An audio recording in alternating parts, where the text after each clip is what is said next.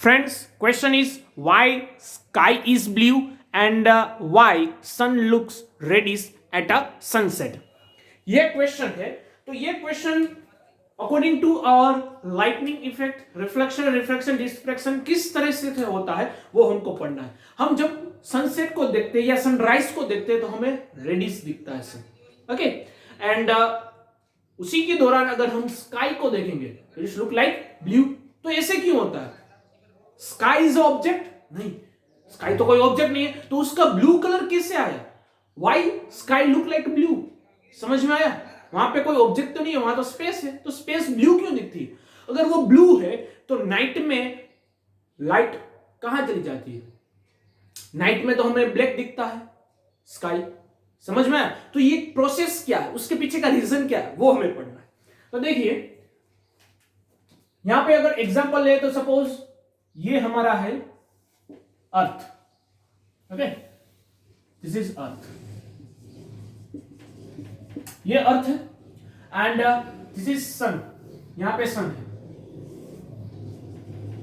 तो सन में से व्हाइट लाइट एंटर करती है अर्थ में, और अर्थ में क्या है दूसरी चीज, हमारे अर्थ से कुछ डिस्टेंस पे क्या है?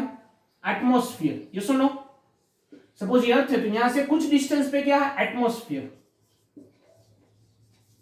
और एटमॉस्फेयर में क्या रहता है? एयर्स पार्टिकल, थोड़े छोटे छोटे डस्ट पार्टिकल्स भी रहते हैं. ये सुनो, डस्ट भी रहते हैं और गैसेस भी रहते हैं. ये सारी चीजें एटमॉस्फेयर में रहती है. यहां पे अर्थ है. ओके, तो देखिए जब व्हाइट लाइट, सन में से तो व्हाइट लाइट आएगी ऑलवेज. सन में से तो क्या आएगी? White light. So white light is entering in a atmosphere. तो देखिए यहां पर तो स्पेस है. ओके, वैक्यूम है. यहां पर स्पेस है क्योंकि सन और अर्थ के बीच में स्पेस है, वैक्यूम है. तो व्हाइट लाइट का यहां पे रिफ्रैक्शन कुछ नहीं होगा. लेकिन जब वो लाइट एंटर करती है एटमॉस्फेयर में तो क्या होता है? रिफ्रैक्शन. रिफ्रैक्शन के साथ साथ दूसरी चीज भी होती है. देखिए डस्ट पार्टिकल रहते किसमें? एटमॉस्फेयर में डस्ट पार्टिकल रहते. हम सबको पता है white light is a combination of several colours, और इसमें वायलेट एंड रेड, ये दो कलर की हम बात करेंगे. क्योंकि हमें पता है जब डिस्पर्शन होता है स्पेक्ट्रम से हमको दिखता है तो रेड कलर और वायलेट कलर दोनों एंडिंग कलर है. और दूसरी चीज भी ये है कि जो मैक्सिमम वायलेट है, जो मैक्सिमम वेवलेंथ है वो हमें रेड की दिखती है, और मिनिमम वेवलेंथ है वो हमें वायलेट की दिखती है. तो देखिए वायलेट की और रेड की मैक्सिमम और मिनिमम वेवलेंथ कितनी रहती है? वायलेट की हमें पता है मिनिमम वेवलेंथ कितनी है? नियर अबाउट 400, और रेड की अप टू 750 नैनोमीटर. सो अगर उसका डायग्राम ड्रॉ करें तो रेड कलर है वो कुछ इस तरह से, उसकी वेवलेंथ सपोज इस तरह से. This is the wavelength of, sorry, red colour की वेवलेंथ बड़ी होती है तो ये रेड कलर की वेवलेंथ है. Okay, and this is the wavelength of violet colour. ये जो आपको ब्लू दिखता है उसकी वेवलेंथ भी ऐसे ही छोटी रहती है. This is the wavelength of blue colour. Okay, तो इसकी वेवलेंथ कैसे रहती है? स्मॉलर वन, मिनिमम, और रेड की क्या रहती है? मैक्सिमम, जो हमें विजिबल वेवलेंथ है. देखिए इसमें इंटरेस्टिंग पार्ट ये है कि जब लाइट रेज ट्रैवल करती है एयर मीडियम में तब उसका रिफ्लेक्शन तो होता ही है, लेकिन व्हाइट लाइट में ये सारी लाइट्स है, वायलेट भी है, रेड भी है. तो देखिए डस्ट पार्टिकल इसमें जो है एटमॉस्फेयर में छोटे छोटे छोटे छोटे डस्ट पार्टिकल्स रहते हैं. ये सुन लो, जब व्हाइट लाइट यहां पे एंटर करती है तो उसमें से व्हाइट लाइट में जो वायलेट कलर और रेड कलर है दोनों इस छोटे छोटे डस्ट पार्टिकल्स से टकराते हैं. They scatter with this violet colour and red colour. देखिए किस तरह से होता है. सपोज एक एग्जांपल देता हूं, वैसे प्रैक्टिकली नहीं लेकिन एक सोचने के लिए या समझने के लिए, फिनोमिना अंडरस्टैंड करने के लिए देखिए हम बोल सकते हैं. सपोज ये ड्रॉप्स है, this is a dust particle and here is also this is a dust particle. Okay, तो क्या हुआ? देखिए यहां पर डस्ट पार्टिकल है, यहां पर भी डस्ट पार्टिकल है, लेकिन रेड की जो वेवलेंथ है वो बड़ी है. देखिए इतनी वेवलेंथ है रेड की. This is the first wavelength. इतना एक रेड का जो कंप्लीट होता है, जहां से यहां से शुरू हुआ और यहां पे कंप्लीट हुआ, तो एक वेवलेंथ कंप्लीट हुई। तो इसकी वेवलेंथ बड़ी है, इसकी वेवलेंथ छोटी छोटी। तो क्या होगा, डस्ट पार्टिकल अगर वायलेट के रास्ते में आएगा तो वो उससे टकराएगा, लेकिन अगर रेड के रास्ते में कोई डस्ट पार्टिकल आया तो वो जंप कर जाएगा। सपोज यहां पे पार्टिकल है तो उससे जंप कर जाएगा, क्योंकि उसकी वेवलेंथ बड़ी है। इसका एग्जांपल दे सकता हूं, अगर हम रास्ते पे चल रहे हैं और कोई बच्चा है वो भी आपके साथ चल रहा है, तो छोटे बच्चे किस तरह से चलते हैं, छोटे छोटे स्टेप्स लेते हैं। तो अगर छोटा सा भी अगर स्टोन आएगा तो वो टकरा जाएगा, उस छोटे के स्टोन से भी उसका पेट टकरा जाएगा।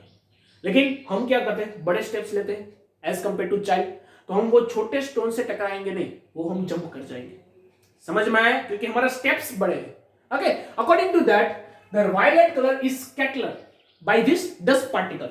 तो क्या होता है, कुछ इसी तरह का फिनोमिना यहां पे होता है। रेड या व्हाइट लाइट है यहां पर, व्हाइट लाइट है जो सन में से आती है।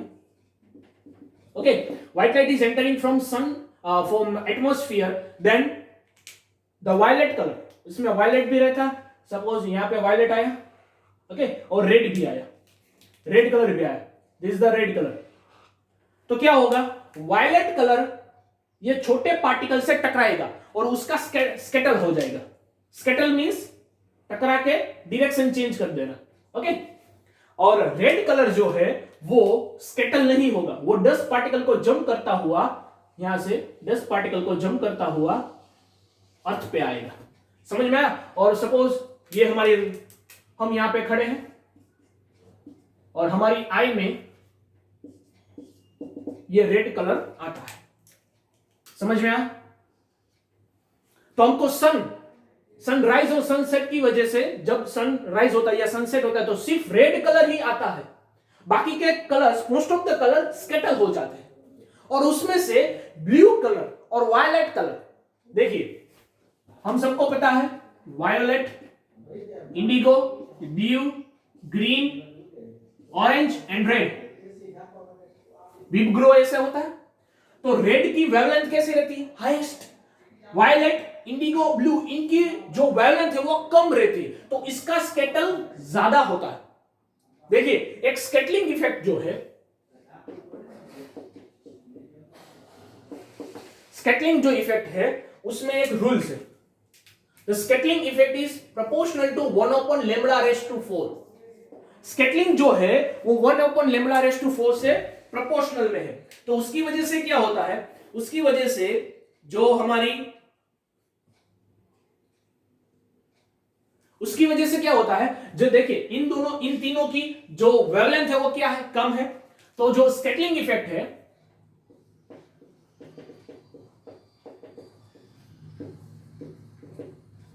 स्कैटरिंग जो इफेक्ट है वो लेमड़ा से इनवर्सली प्रोपोर्शनल में, देखिए लेमड़ा की इनवर्सली प्रोपोर्शनल है रेस टू 4 तक।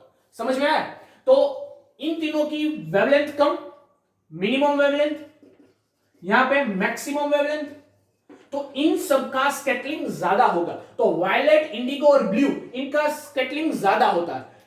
वायलेट का इतना ज्यादा होता है कि स्काई में दिख नहीं पाता, और इंडिगो और ब्लू का वेवलेंथ कम होने की वजह से उसका स्कैटर होता है, और स्कैटर होके वो ऊपर जाती है।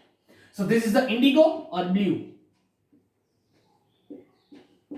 तो कई बार हमें जो स्काई हो इंडिगो कलर का दिखता है, नीला आसमान नीला दिखता है ना, या ब्लू दिखता है। समझ में आया क्यों दिखता है, because of this scattering effect. And red colour है वो स्कैटर नहीं होता, क्योंकि उसकी वेवलेंथ बड़ी है, तो वो जंप कर जाए, जैसे छोटे छोटे जो ड्रॉप आएंगे, जो पार्टिकल्स आएंगे, डस्ट पार्टिकल, उसको जंप कर जाएगा। वो स्कैटर नहीं होता, क्योंकि उसकी वेवलेंथ मैक्सिमम है। मैक्सिमम वेवलेंथ, तो स्कैटरिंग इफेक्ट इज मिनिमम, क्योंकि inversely proportional to scattering effect है।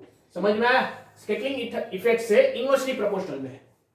अंडरस्टैंड। तो ये छोटा सा फिनोमिना था कि जो स्काई है वो ब्लू क्यों दिखता है, और जो सन है वो सनसेट या सनराइज के वक्त रेड क्यों दिखता है। समझ में आया, क्योंकि रेड कलर ही हमें आई में ट्रांसफर होता है, और ऊपर जब देखेंगे तो वहां पे ब्लू कलर रहेगा, तो वो ब्लू कलर दिखता है। समझ में आया, क्योंकि स्काई में ब्लू कलर यहां पे ट्रांसफर हुआ। अंडरस्टैंड। तो आपको दोपहर के वक्त में क्या होता है, दोपहर के वक्त में जब ये सन है, इन नून सन कम्स इन दिस पोजीशन, तो उस वक्त क्या रहता है कि लाइट इतनी सारी होती है कि हम सन को भी देख नहीं पाते, क्योंकि वो डायरेक्ट एंटर करती है आईज में। ओके, तो स्काई का देखने का सवाल ही नहीं है। समझ में आया? तो उसी तरह से हम ये समझ सकते हैं कि क्यों स्काई है वो ब्लू दिखता है और सन है वो रेडिश दिखता है। Understand? So this the smaller phenomena, natural phenomena. Okay, text book में आप इसका आंसर देख सकते हैं। ओके